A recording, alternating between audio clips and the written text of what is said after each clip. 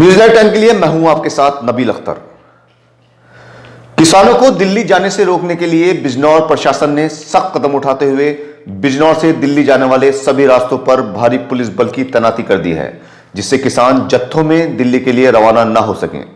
जिला प्रशासन को आशंका है कि बिजनौर का किसान दिल्ली जाकर आज वहां के किसानों के साथ जाम लगा सकता है, जिसके चलते देर रात से सभी सीमाओं पर भारी पुलिस बल को तैनात कर दिया गया है। बिजनौर से दिल्ली जाने वाले रास्तों पर बिजनौर में बैराज का पुल, नारनौर का पुल, रेहड़ जसपुर बॉर्डर और भागोवाला की सीमाओं पर पुलिस को तैनात कर दिया गया है। पुलिस ऐसे किसान नेताओं को भी पता लगा रही है जो किसानों को लेकर अपने नेतृत्व में दिल्ली जाने की योजना बना रहे हैं।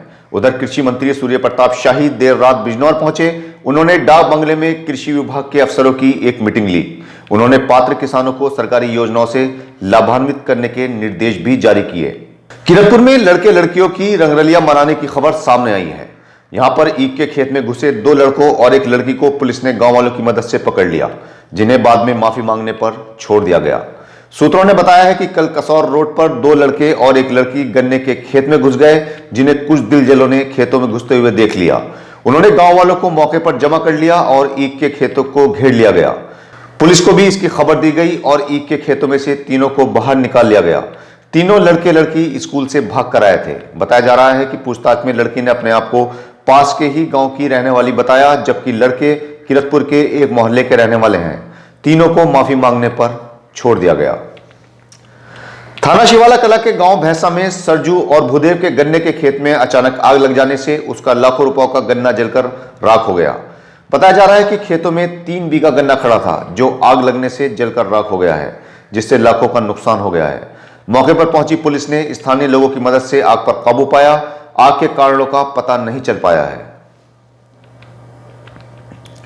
रेहड़ पुलिस ने अभियुक्त राशिद निवासी कस्बा व थाना रेहड़ को धारा 3/25 आर्म्स एक्ट के तहत एक तमंचे सहित गिरफ्तार किया है, जिसको गिरफ्तार करके न्यायालय में पेश किया गया।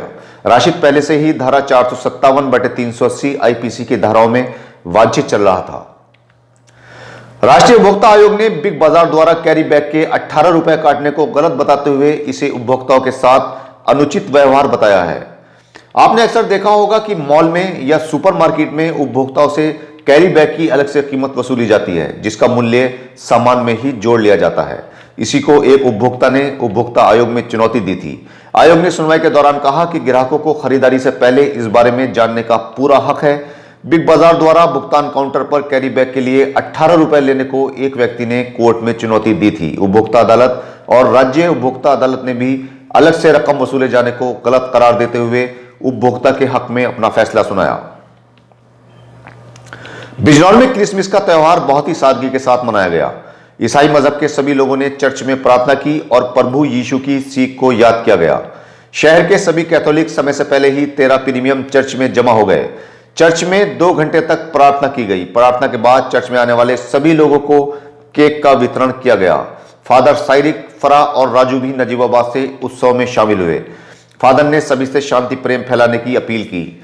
चर्च में ही लक्की ड्रा निकाला गया, जिसमें मास्टर जाला को क्रिसमस का तोहफा मिला। युवाओं और बच्चों ने डांस किया। इस मौके पर एसपी बिजनौर भी चर्च पहुंचे, जिनका फादर मैथ्यू जॉन ने स्वागत किया।